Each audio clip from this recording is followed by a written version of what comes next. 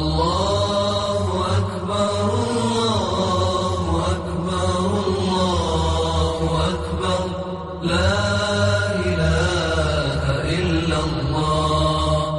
تعلیم۔ چلیے اس کتاب میں ایک اور چیز، یہ مولانا اشرف علی صاحب کے ماموں کا واقعہ مولانا تھانوی نے خود لکھا ہے۔ یہ ہے دیوبند کی اور تبلیغی جماعت کی تعلیمات، اور معذرت کے ساتھ میں بیان کر رہا ہوں۔ میں ناگپور میں رہتا ہوں، ہمارے شاہد بھائی نے فون کیا، فاروق بھائی سیونی میں آپ کا ایک پروگرام چاہیے۔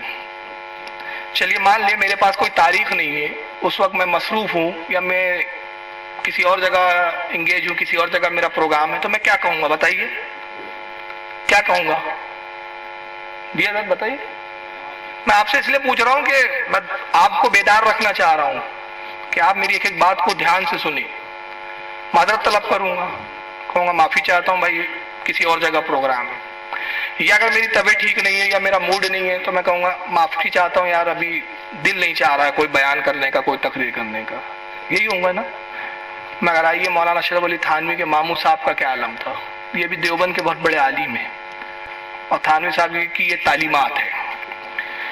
کہتے ہیں کہ ایک واقعہ انہی ماموں صاحب کا یاد آیا۔ ماموں صاحب کے بہت سارے واقعات سنا رہے، ہمارے ماموں جان یہ تھے، وہ تھے، علامہ تھے، مولانا تھے، بہت بڑے ترم خواہ تھے۔ کہتے ایک واقعہ اور یاد آ گیا ان کا۔ اب دیکھیے واقعہ کیا یاد آیا، وہ واقعہ بھی بڑا مزیدار ہے۔ اب مولانا تھانوی نے لکھا، یہ ہے تعلیمات حکیم الامت، جس کو تبلیغی جماعت کے بانی مولانا الیاس کاندھلی صاحب عام کرنا چاہتے ہیں۔ کہتے ایک واقعہ انہی ماموں صاحب کا اور یاد آیا۔ حیدرآباد سے اول بار کانپور میں تشریف لائے تو چونکہ جلے بھنے بہت تھے، ان کی باتوں سے لوگ بہت متاثر ہوئے۔ عبد الرحمن خان صاحب مالک مطبع نظامی بھی ان سے ملنے آئے اور ان کے حقائق و معارف سن کر بہت معتقد ہوئے۔ عرض کیا حضرت واعظ فرمائیے تاکہ سب مسلمان منفع ہو۔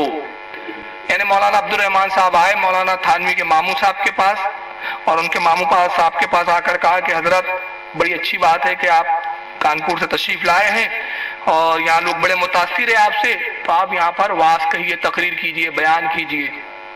ماموں صاحب نے اس کا جواب عجیب آزادانہ رندانہ دیا۔ تو کہتے ماموں صاحب جلے بھونے آئے تھے تو عجیب آزادانہ اور رندانہ دیا۔ کہا کہ خان صاحب میں اور واد صلح کار کجا من خراب کجا۔ پھر بہت زیادہ اصرار کیا تو کہا ہاں ایک طرح سے کہہ سکتا ہوں، اس کا انتظام کر دیجئے۔ جب بہت اصرار کیا ان سے ماموں جان سے اشرف علی تھانوی صاحب کے کہ نہیں آپ کو تو واعظ کہنا ہی پڑے گا، تقریر تو کرنی ہی پڑے گی، تو ماموں صاحب نے کہا ٹھیک ہے پھر ایک شرط پر میں واعظ کہہ سکتا ہوں، ایک شرط پہ میں واعظ کہوں گا۔ اب اس شرط کیا ذرا سن لیجئے، اس کا انتظام کر دیجئے۔ عبد الرحمن خان صاحب بیچارے متین بزرگ تھے، سمجھے ایسا طریقہ کیا ہوگا جس کا انتظام نہ ہو سکے۔ یہ سن کر بہت اشتیاق کے ساتھ پوچھا کہ حضرت وہ طریقہ خاص کیا ہے؟ ماموں صاحب بولے کہ میں بالکل ننگا ہو کر بازار میں ہو کر نکلوں۔ واعظ کہنے کا شرط کیا ہے؟ میں ننگا ہو کر، بالکل ننگا ہو کر بازار میں ہو کر نکلوں، اس طرح کہ ایک شخص تو آگے سے میرے عضو تناسل کو پکڑ کر کھینچے۔ میں جملے نہیں کھولوں گا، میں واعظ اس شرط پہ کہوں گا، یہ شرط ہے واعظ کہنے کی، اور واعظ کیا ہے؟ اللہ رسول کی باتوں کو پہنچانا۔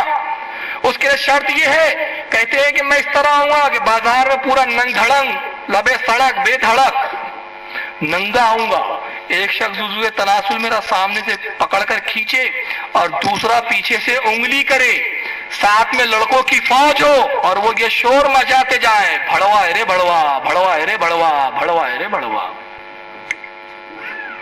تو واعظ کہوں گا۔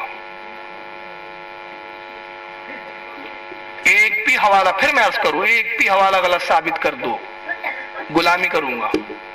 پیسوں کا نہیں بولتا، وہ بہت بول دیے 1 لاکھ لے لو، 2 لاکھ دے لو، تم بہت امیر لوگو، تم کو ضرورت بھی نہیں ہے پیسے کی، تم صرف ہمارے سامنے بیٹھ کے کلیئر کر دو کہ کتاب ہماری نہیں ہے یا اس کا مطلب یہ نہیں ہے۔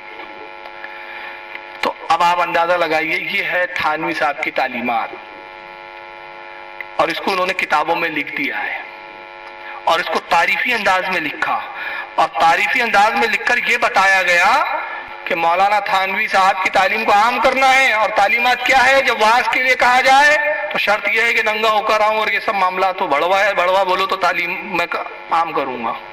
تعلیم کیا ہے؟ ایمان یہ ہے پیٹ بھر کر کھانا ملے، عاقبت یہ ہے کہ کھل کر پاخانہ ہو جائے۔ تعلیم کیا ہے؟ تعلیم یہ ہے کہ ذکر میں کوئی مزہ نہیں، مزہ تو مزی میں، معاذ اللہ۔